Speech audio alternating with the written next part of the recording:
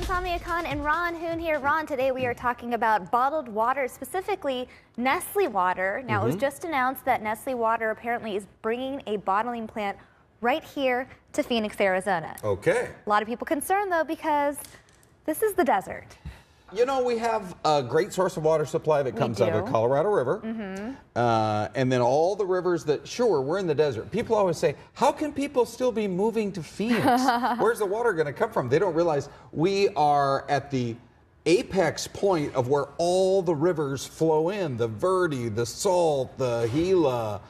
I mean, they all come into our area. And my understanding is the water supply is pretty secure for decades. Right, so that's what they're saying. However, there are people who have a lot of concerns. Obviously, we just watched the neighboring state, California, go through this drought. I mean, they had really strict rules in place that just were removed. I think earlier this week, there was a 25% reduction requirement in California. And I think people are concerned that, you know, if something like this comes to Arizona, is it possible that it'll deplete our water supply? So they're going to fill 264 million half-liter bottles in the first year, which is about 35 million gallons. And it sounds like a lot, but if people want to look at where the water really gets used in our state, it's the agriculture industry. It has always been the huge user of water in Arizona.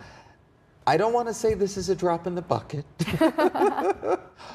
but it seems to me like it's pretty close. And the fact that you could have new manufacturing jobs in Arizona seems to me like a win. Well, it's saying that it'll make 40 to 50 jobs available here in Arizona. Yep. But people who do oppose it are saying they can just drink from their tap. Why are water resources being taken away to serve, you know, other populations? Yeah, right. So, is it a win for Arizona or is it a gigantic loss? Should they stay away or should we welcome them? Nestle bringing a water plant to Phoenix looks like it's going to happen. Let us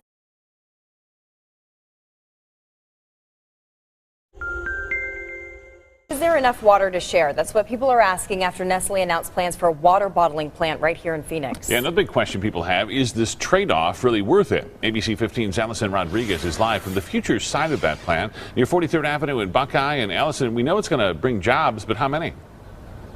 Well, it's going to come in phases, but the first phase is going to see about 40 to 50 new jobs bustling right here at the plant's new site, where they are going to bottle 274 million of these guys right here, bottles of water. And while city officials are excited about it, some are saying not so fast.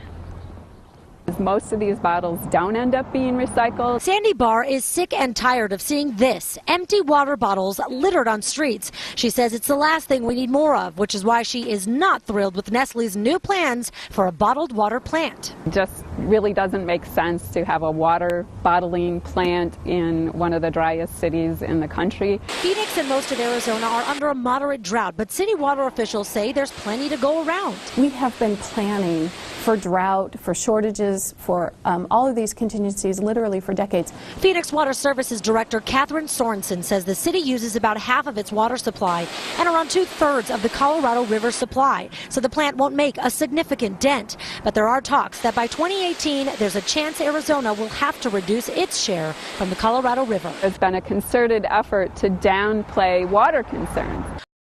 Don't support the phonies. Support the real. You know what I mean? How can these people be talking about how they so real and they don't care about our communities? How can they be talking about what they, all this, you know, the hood, blah, blah, blah, blah. They don't care about our communities. You know what I mean? Listen to the words that people say in their lyrics.